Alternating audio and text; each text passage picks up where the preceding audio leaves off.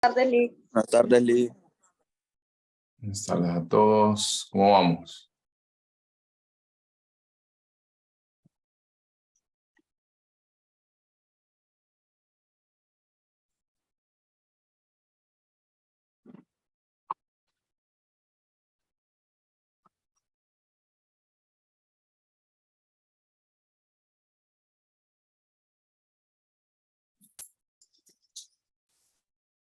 Ok, vamos iniciando. Ok. Comentarles que antes que iniciemos que ya recibí las tareas de que se tienen, bueno, vayan encendiendo cámaras, por cierto, gracias Margie, Jocelyn, Mail Indiana, los demás no la han encendido todavía. Que ya recibí los 11 correos electrónicos con los datos de la revisión bibliográfica. Entonces, entre hoy y mañana voy a estar revisando la información para darles el visto bueno, para que vayan avanzando ya con su presentación. ¿Estamos bien? Okay. De ahí... Ok, de ahí lo siguiente. Hoy vamos a continuar hablando del test de los componentes de personalidad. Sí, de los temas que hacen falta, todavía nos hacen falta como unos 3 o 4 días. Y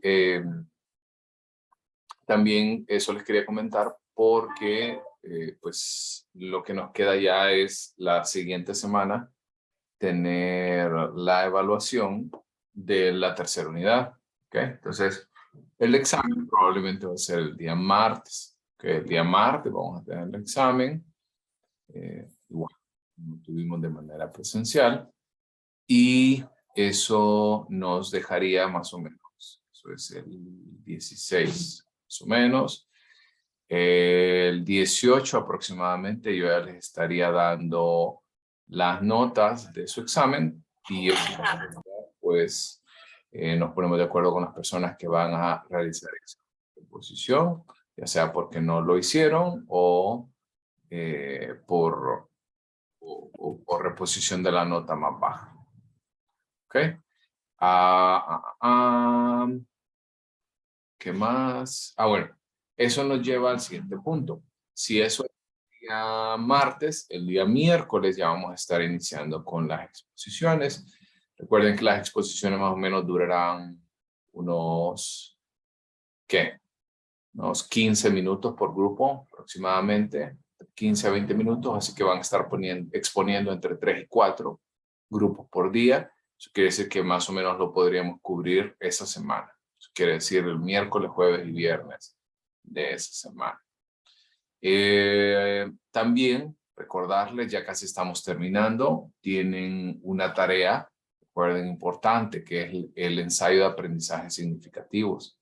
Se entrega, si no me equivoco, la siguiente semana, para que lo vayan en un segundo, para no meterles miedo. Está para esta semana. Esta semana, yo creo que lo vamos a extender un par de días, ¿okay? Unos 2, 3 días más para que finalicemos la parte de personalidad y empezar y que ustedes puedan ir haciendo su ensayo. Ya tienen también dentro de esta información todo lo que pues ustedes saben que debería de cubrir, y los ensayos también pues ya saben a qué me refiero, no es copiar y pegar, es que ustedes como tal escriban su experiencia a través de la clase. ¿Qué más tenemos? Bueno, esta semana voy a estar revisando también la guía, ¿verdad? La guía de personalidad que me entregaron y el test de inteligencia. El test de inteligencia me tardaba un poquito porque hay algunos que no la respondieron bien o no les pusieron nombre, entonces he estado haciendo algunas correcciones para no pedirse los nombres. Para que ustedes más o menos vean, y yo creo que más o menos el día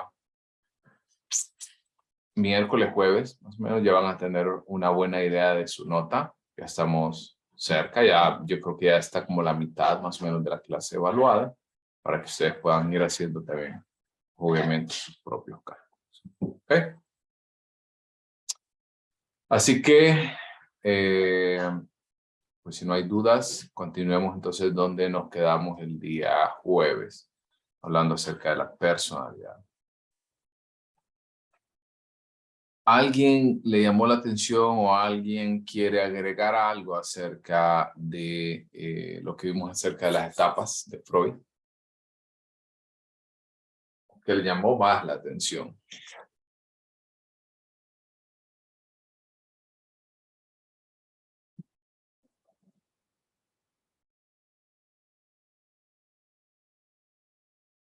Ok. Bueno, vamos para entonces por ahí la cámara. Bueno, para hacer un recordatorio rápidamente de dónde nos quedamos, hablábamos que hay dos puntos importantes que nosotros debemos de comprender. Que puede ocurrir una fijación y por fijación nosotros comprendemos que es el estancarse en una de las 5 etapas que nosotros acabamos de observar, así como puede también regresar a una de estas etapas. Y en el caso de cada una de ellas, recordemos, la etapa oral se basa, y todas las etapas se basan en que su forma de ver las cosas, su forma de interactuar con el mundo lo hacen a través de esa zona erógena. ¿Y por qué es erógena? Porque causa un placer. Un placer no tienen que pensar automáticamente en algo de índole sexual, sino que el placer puede ser propiciado o promulgado, pues, porque las actividades como tal generan pues un grado de tranquilidad o un grado de, de interacción. Adicionalmente de esto, empezamos a hablar de que en el caso de la etapa oral, pues ahí es donde se aloja dicha información, dicha interacción. En la etapa anal es todo lo relacionado con la interacción del control de esfínteres, lo que aprenden los niños, a que pueden controlar algo de su propio cuerpo. La parte fálica, que es el descubrimiento de un componente de desarrollo distinto de los hombres y las mujeres. En el caso de la etapa fálica, marca la finalización de la etapa fálica y el inicio del periodo de latencia del complejo de Edipo, que vimos un video relacionado con eso. En el caso de los niños se conoce como el complejo de Edipo, y en el caso de las niñas como complejo de Electra. Y finalmente llegamos a la etapa genital, que es la relacionada y donde en teoría, en esta teoría, se basa en que todos pues deberíamos de encontrarnos en esa etapa. Pero volviendo al punto importante que les decía, existe una etapa que es conocida, un componente importante que se llama fijación. Y en el caso de la fijación es que puede existir una detención, ya sea parcial o completa, en cierto punto del desarrollo psicosexual del individuo. Y lo interesante de esta teoría es que explica que cada fijación en cada etapa va a tener distintos trastornos, como por ejemplo, bueno, y no solamente trastornos, sino también algunos rasgos de personalidad. Como por ejemplo, recordemos de que existe, les decía, que hay 2 maneras o 2 puntos importantes por el cual puede existir la fijación, que es recibir demasiada gratificación. Eso quiere decir, en la etapa oral, que el niño tenga los dedos metidos todo el día en la boca, o que su forma de interacción sea solamente por ahí, que no se le haga ningún tipo de corrección, etc. Y eso habla acerca de personas que reciben demasiada gratificación. Y cuando hablamos de demasiada gratificación, esto se transmite en adultos que pueden tener rasgos optimistas, o sea, que creen que todo va a salir bien, pero también pueden ser individuos muy crédulos, eso quiere decir fáciles de engañar. Y por otra parte, pues, tenemos a las personas que fueron poco gratificadas. Eso quiere decir que fueron privadas en alguna u otra manera de esta etapa vital, como por ejemplo, yo he oído y he sabido de personas, por ejemplo, que los padres no estaban de acuerdo con que el niño pues estuviera con el dedo en la boca y le ponían chile al dedo, por ejemplo. O sea, causaba una reacción sumamente aversiva. ¿Han escuchado versiones de ese tipo de padres de familia que hacen una corrección, pero sumamente estresante, sumamente, ¿cuál es la palabra que buscamos acá? Primitiva, quizás?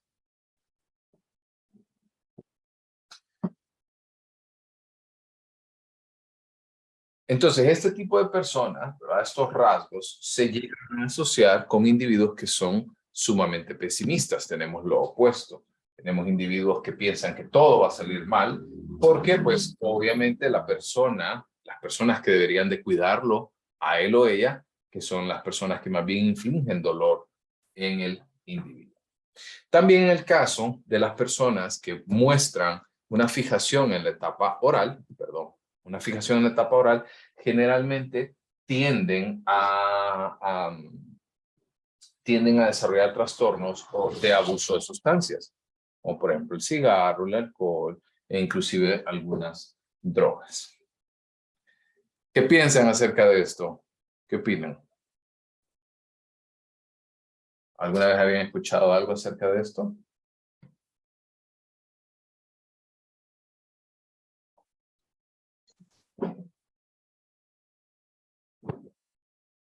Están tan anodados que no hablan nada, pero bueno. Sigamos entonces a la siguiente etapa. Leo por ahí el mensaje en chat. Ok, de nuevo, etapa anal, lo que hablábamos, ¿verdad? Estos individuos, ¿verdad? Pueden cuando empiezan a aprender el proceso del control de esfínteres, pues nos podemos encontrar con dos tipos de padres, ¿verdad? Padres que son muy estrictos, eso quiere decir que no le permiten la gratificación al niño. Por ejemplo, que cuando el niño está aprendiendo el control de esfínteres y pues tiene un accidente, lo que hablábamos la vez pasada, creo con María José y no recuerdo con quién más, que pues los accidentes pasan, los accidentes van a pasar porque es un aprendizaje, está aprendiendo el niño a cómo utilizar el baño. Pero hay padres que vienen y castigan al hijo porque porque pues se orina por las noches o qué sé yo, puede pasar cualquier cosa. Y los castigan de una manera sumamente fuerte. Por ejemplo, padres que obligan a los niños a que laven su edredón a mano, porque como dice que si él orinó, pues él tiene que cumplir y hacerse cargo y serse responsable de esto. O personas que los castigan de manera física, o personas que, por ejemplo, los ridiculizan frente a sus primitos, frente a sus hermanos, frente a sus compañeros. Entonces, estos son personas que reciben poca gratificación y cuando crecen, generalmente desarrollan unas conductas o rasgos que van muy hacia el lado obsesivo.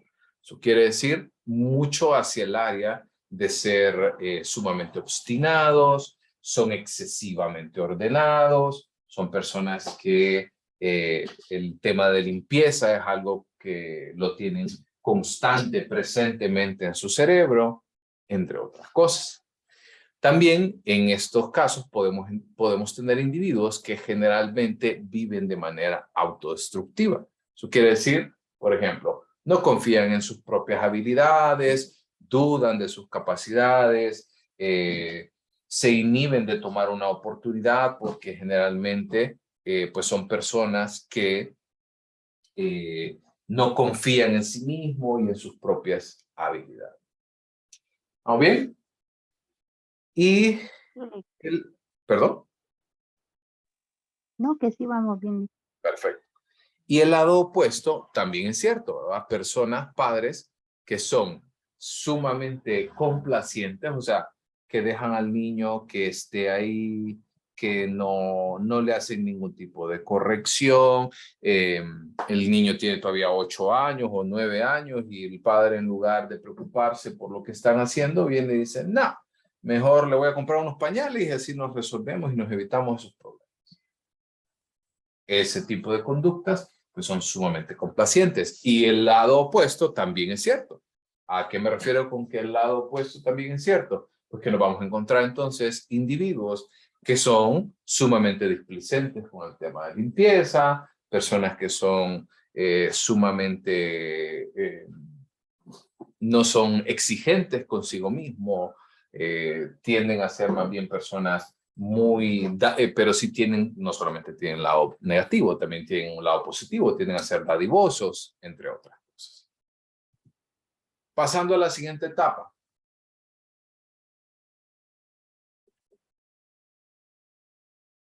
Ay, perdón. Pasando a la siguiente etapa, que es la etapa fálica. Puede ocurrir entonces la fijación, lo que hablábamos, ¿verdad? Niños que son castigados porque pues se toca y es castigado por eso, por ejemplo. O es castigado porque muestra curiosidad por el sexo, entre otras cosas. Ese tipo de niños pueden entonces mostrar algunas dificultades muy considerables. En el caso, aquí son distintos porque hablamos de hombres y mujeres. En el caso de los hombres, tienden a desarrollar conductas que tienden a hablar mucho acerca de las relaciones sexuales con otras personas, con sus propias parejas, y generan o inventan este tipo de información, y generalmente son individuos que ven con de menos, por así decirlo, a las mujeres principalmente. Y por otra parte, tenemos individuos, en el caso de las mujeres, que pueden mostrar más bien conductas de mucha promiscuidad, conductas, perdón, que va hacia el lado de ser sumamente seductor, entre otras cosas. En ambos, lo que sí puede ocurrir, que tienen como una característica en común, es que pueden mostrar baja autoestima, timidez o minusvalía. ¿Y a qué nos referimos con minusvalía? Nos referimos entonces a que piensan que son menos. Principalmente piensan que son individuos muy poca cosa, por así decirlo. ¿Dudas hasta acá con la etapa fálica? No, ¿Estamos bien? todo bien. Perfecto. Ok. Pasemos entonces ahora, porque en el otro caso de la etapa de falencia, el periodo el periodo de latencia y el periodo genital, no existe esta fijación, sino que en teoría en la etapa genital es donde nosotros nos encontramos como adultos, y en el caso de la etapa de latencia, todos deben de poder ser capaces de poder entonces pasar de esta etapa a la siguiente. ¿Dudas sobre Freud? ¿Consultas?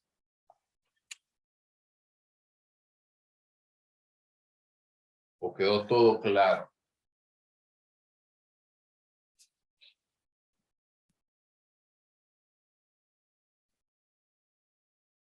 Bueno, asumiría Todo entonces. listo, bien. Perfecto. Gracias. Avancemos entonces a hablar acerca del siguiente teórico. El siguiente teórico fue un alumno de Freud, por cierto. Su nombre es Carl Jung. Carl Jung, si ustedes observan la teoría de Freud, perdón, si ustedes observan la teoría de Freud, pues le da muchísimo énfasis a la sexualidad, le da muchísimo énfasis a motivos inconscientes, le da mucho énfasis a mecanismos de defensa.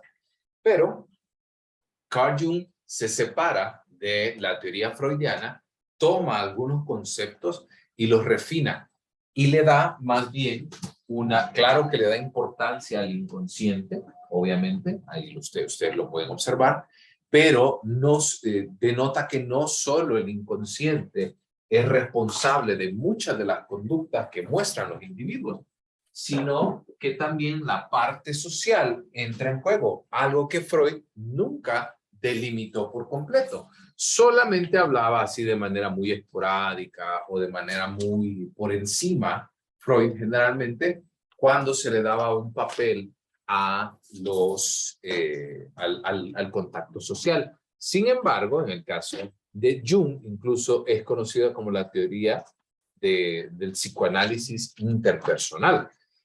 Carl Jung habla entonces de que así como esas estructuras, ¿verdad? Que ustedes recuerdan de Freud que hablábamos, las estructuras del inconsciente, preconsciente y consciente, así como hablábamos también de las estructuras del super yo y el ello. Aquí existían también el inconsciente, pero en lugar de hablar de inconsciente, preconsciente y conciencia, aquí se habla del inconsciente personal y también de un inconsciente colectivo. Por ejemplo, si yo le preguntara a usted, ¿cuál es su primer recuerdo? ¿Alguien podría decírmelo? ¿Cuál fue su primer recuerdo?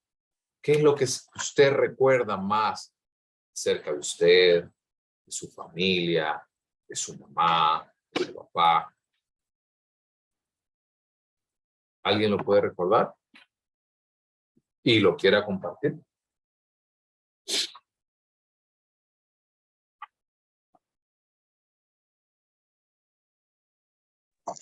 No importa la edad, Lick. Su primer recuerdo. Acuérdense que, cualquiera, no importa. Bueno, yo lo que no puedo olvidar fue cuando secuestraron a mi mamá. Estaba bien pequeña yo, la verdad. Bien. O que se acuerda mucho de que su mamá fue quitada. Y esa fue una experiencia única, ¿no? Una experiencia que solo, pues, quizás no solo usted, pero usted la vivió y usted la recuerda. Muy bien. ¿Cierto? Sí, Lick. En algunos casos, de repente usted podrá decir que hay algunas cosas que quizás no recuerda acerca de este incidente. Y eso está bien, porque nosotros, recordamos la teoría de Freud, que él decía que nosotros vamos a tratar de reprimir cierta información, sobre todo aquella información que nos causa ansiedad. ¿Cierto? ¿Se han fijado como, por ejemplo, tuvo un mal resultado en algo, en alguna relación o en alguna situación y usted automáticamente lo que quiere hacer y lo que más quiere hacer es olvidar eso? ¿Cierto? Sí, Lick. Y a eso nosotros entonces hablamos acerca del inconsciente personal. Pero, y eso es exactamente igual en la teoría de Freud. La diferencia en el caso de Jung es que Jung empieza a hablar acerca del inconsciente colectivo. Le voy a hacer una pregunta. ¿Quién aquí considera que la madre es la figura más, y quiero que levanten la mano o escriban al chat, pero quiero alguna respuesta? ¿Quién de ustedes consideran que la madre es la figura más sagrada que puede existir en terminología familiar? 2, 4, 5, 6. Y si no es la madre, díganme quién lo es. 9, 10, 12, 14. Están cediendo, ¿no? 14, más de la mitad. Ok, ahora esa pregunta viene por una pregunta subsecuente. ¿Por qué? ¿Por qué la madre es la figura más sagrada en términos de familia? Bueno, en mi caso, mis dos papás han estado como muy pendientes, digamos, de mí, porque mi papi así es como bien cariñoso y todo, pero, por ejemplo, cuando estaba en el colegio, creo que mi mami estaba un poco más pendiente de mis tareas, que me pedían y cosas así. Mi papá siempre me apoyaba, pero como que era más mi mamá la que estaba más al pendiente. Ok, Entonces, creo que por veces las madres nos ayudan un poquito más. muy bien, perfecto. ¿Alguien más tiene otra opinión? Yo, Adelante, por favor. es todo lo contrario. Ok, Mis recuerdos sobre mi kinder, mi escuela y mi colegio todo el tiempo fueron con mi papá. ok, Mi mamá nunca le gustó ni siquiera ir al Día de la Madre. La súper, conocieron hasta que yo me gradué. muy bien.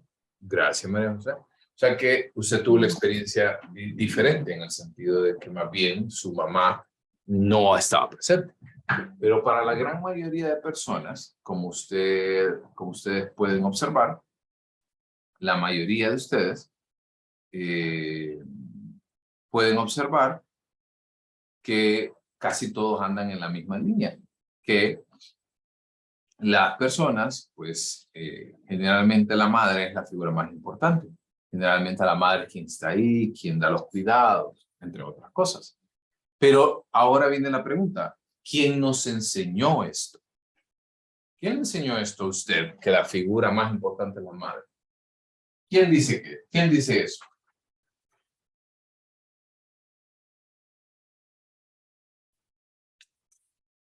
A ver, hagan un intento. ¿Quién lo dice? En realidad nadie nos los enseñó, creo que ellas mismas se han ganado que nosotros las miremos de esa manera. O sea que ellas son las que a pulso se lo ganaron. Sí, Pero, como pueden observar, en otros casos no. Incluso, vaya, ¿se han fijado que hay himno a la madre? ¿Saben? Yo me acuerdo, no lo aprendí, no sé si ustedes se lo aprendieron. ¿O no? sí. Sí, Hay himno al padre. Sí, hay también, pero no me acuerdo cómo. Ayer estaba escuchando no, el viernes, una estación de radio, no me gusta escuchar. Entonces estaban hablando hablando un poco acerca de los feriados. Y entonces, porque estaban hablando que ya casi se viene el feriadón, etcétera, etcétera. Entonces, cuando nos cuentan cuando empiezan a hablar acerca de esta situación, dicen, puchica, dice, el que puso los feriados, sí le metió feeling al del Día de la Madre, dice, porque el Día de la Madre es una cosa increíble, dice, separa la economía casi, o mejor dicho, se impulsa la economía. Pero el Día del Padre es algo que pasa casi 5 veces sin pena ni gloria, ¿cierto? Desapercibido. Exactamente. Entonces, lo que estábamos hablando acerca de esto es que nosotros venimos acarreando cierto conocimiento y que se va pasando de una generación a la siguiente. Este es como lo esperado, lo normal, que nosotros tengamos este tipo de aprendizajes, sobre todo porque son individuos, ¿verdad? que se nos van enseñando este tipo de cosas y nosotros vamos repitiendo. Y esto lo que les comentaba, esto que se transmite de una generación a la siguiente es conocido como arquetipos. Los arquetipos son representaciones, son figuras, son elementos importantes que nosotros vamos a ir adquiriendo y que generalmente son imágenes mentales.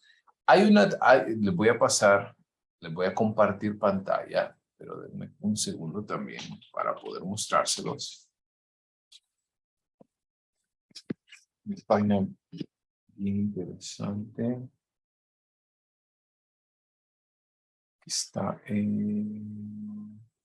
aquí está, en psicoactiva.com. Se lo voy a poner por aquí el enlace. Me gusta darles el crédito, por cierto. Así que se lo pongo. Ustedes puedan observarlo. ¿Ok? En el caso de los arquetipos más importantes que plantea Jung, lo que les decía, voy a adelantarme un poquito por acá y me voy a ir a hablar directamente acerca de los arquetipos. Cada uno de ellos generalmente persigue una meta, un miedo, una debilidad y un talento. Y me gustaría que lo puedan leer. No lo vamos a hacer por cada uno de ellos. En el caso de cada uno de ellos, como por ejemplo el inocente, conocido como una personalidad arquetípica, el amigo, el héroe, el cuidador, el explorador, el rebelde, el amante, el creador, el bufón, el sabio, el mago y el gobernante. Generalmente, todas estas son personas. Y generalmente, estas son las personas, estos son los arquetipos que nosotros tenemos y las divisiones de personalidad según Jung. En cada uno de ellos, Carlos.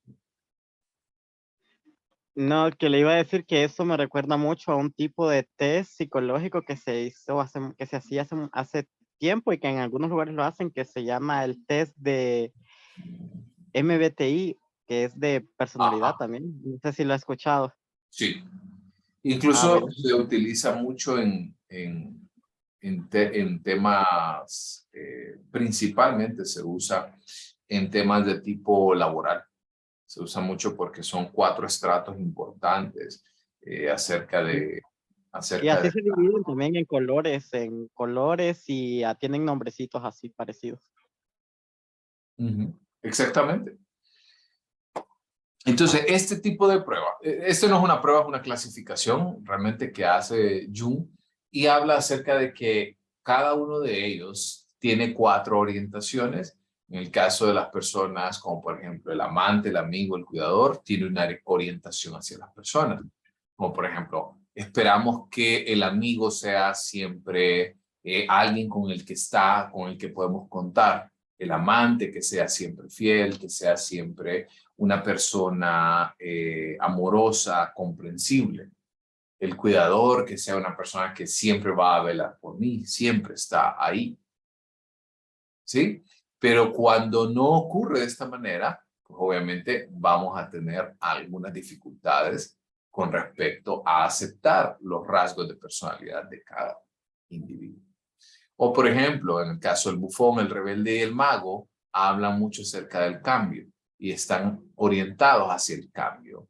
El gobernante, el creador y el inocente se enfocan mucho en orden, en tener el control, en ser la persona a cargo. Y en el caso del sabio, el explorador y el héroe, están más orientados hacia sí mismo, no hacia las otras personas. Estos arquetipos entonces nos brindan estas representaciones mentales que nadie nos ha enseñado, que nosotros de a poco hemos ido internalizando y que finalmente llegamos a aceptar que son reales. ¿Sí me entienden hasta acá con el tema de el tema de los arquetipos?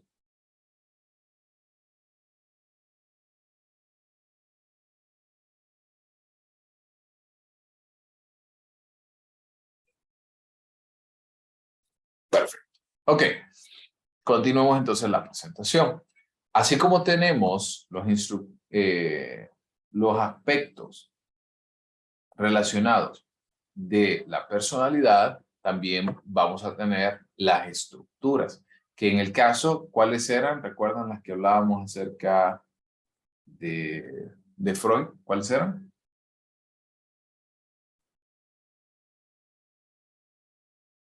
Yo, ello y super yo. Exacto. En el caso de esta estructura, se amplía un poco más y Jung habla acerca de algo que es conocido como la persona. En el caso de la persona es el equivalente a todo lo que nosotros, ¿verdad?, damos a conocer para los otros individuos. Incluso Jung habla mucho que la personalidad como tal, el nombre, personalidad, su raíz etimológica viene de persona, y persona generalmente era conocido como una máscara que era utilizada en la antigua Grecia, como en temas de teatro. Entonces la persona es aquello que nosotros mostramos al exterior, pero hay algunas otras cosas como el self, que vamos a ver un poquito, no, que vamos a ver, que se los comento. El self es aquello que nosotros guardamos para nosotros mismos. ¿Cierto? No compartimos absolutamente todo, para todas las personas. Hay ciertas cosas que nosotros nos reservamos. También hay dos estructuras más que Freud nunca tocó, pero que en el caso de Jung viene a complementar, que es conocida como el ánima y el animus. Todos nosotros, a ver, este tema de sexualidad, de género, tiende a ser un tema un poco complejo por mucho tabú que hay alrededor de toda la situación. Entonces, en el caso de los hombres, todos los hombres tenemos algún tipo de aspecto relacionado, ¿verdad? O rasgo de tipo femenino. Y aquí me refiero a todo, literalmente todo, desde conductas, pensamientos, ideas, raciocinios, entre otras cosas. Y la mujer tiene exactamente lo mismo. Muchos rasgos, conductas, aspectos de la personalidad que tienden a ser masculinos. Y a esto lo denominó como ánima en el caso del hombre, que son las expresiones de rasgos femeninos, y animus, que son la expresión de rasgos masculinos en una mujer.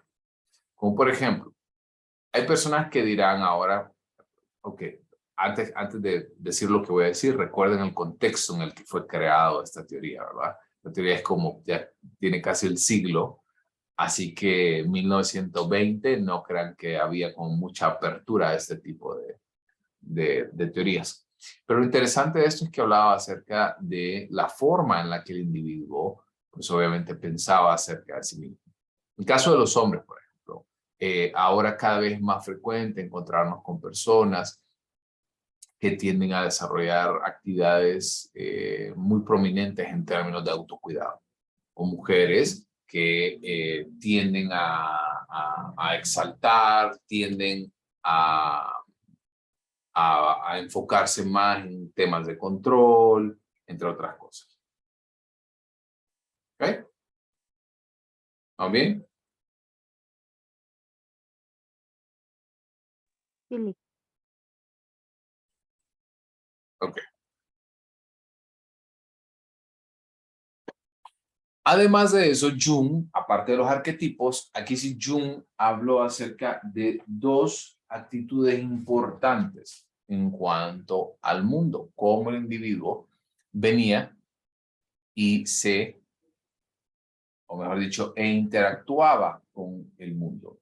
Que esos son las personas extrovertidas, que son personas que principalmente su foco de interés es enfocarse en el mundo externo, lo que está afuera. Y por otra parte, los introvertidos tienden a enfocarse más en sí mismo, en lo que ellos hacen. Asimismo, Jung también hizo dos divisiones adicionales. En el caso de cómo las personas se enfocan en resolver los problemas, que en este caso hay personas racionales o individuos racionales que tienden a basar su conducta y a enfocarse para poder resolver su propia conducta a partir de pensamiento y sentimiento. O sea, personas que tienden a ser muy lógicas y muy racionales. Y también dividió en individuos irracionales a todos aquellos que basan sus acciones en percepciones. Vamos por partes. En el caso de los individuos racionales, se han enfocado, por ejemplo, han visto que hay personas que cuando se les presenta un problema abordan la situación de manera calmada, logística, con mucho sosiego, raciocinio, no se dejan ir por sus propios sentimientos. ¿Han visto? ¿O ustedes son uno?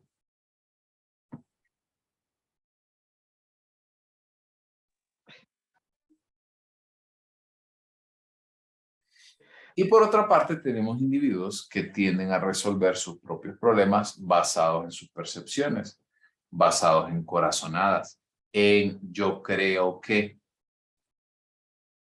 me parece que, me pareciera. ¿Sí? Y eso es algo que Jung, como tal, entendió que es individuos irracionales. Y nos quedamos por ahí. ¿Ok? Voy a compartir pantalla y ya les mando un segundito el Forms. ¿Dudas, preguntas? ¿Qué les pareció este segundo teórico que vimos? Carl Jung. Me gustaría que puedan leer por ahí el enlace que les envía el chat para que puedan tener una idea más amplia. ¿Ok? ¿Dudas?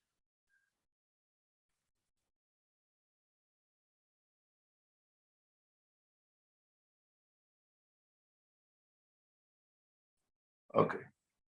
Si no hay más dudas, por ahí entonces continuamos mañana. Gracias.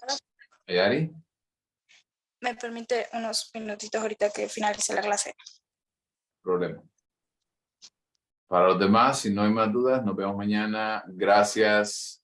Feliz tarde. Gracias, Liz. Feliz tarde. Gracias. Gracias, Liz. Feliz tarde. Gracias. Gracias, Liz. Lick. Feliz tarde.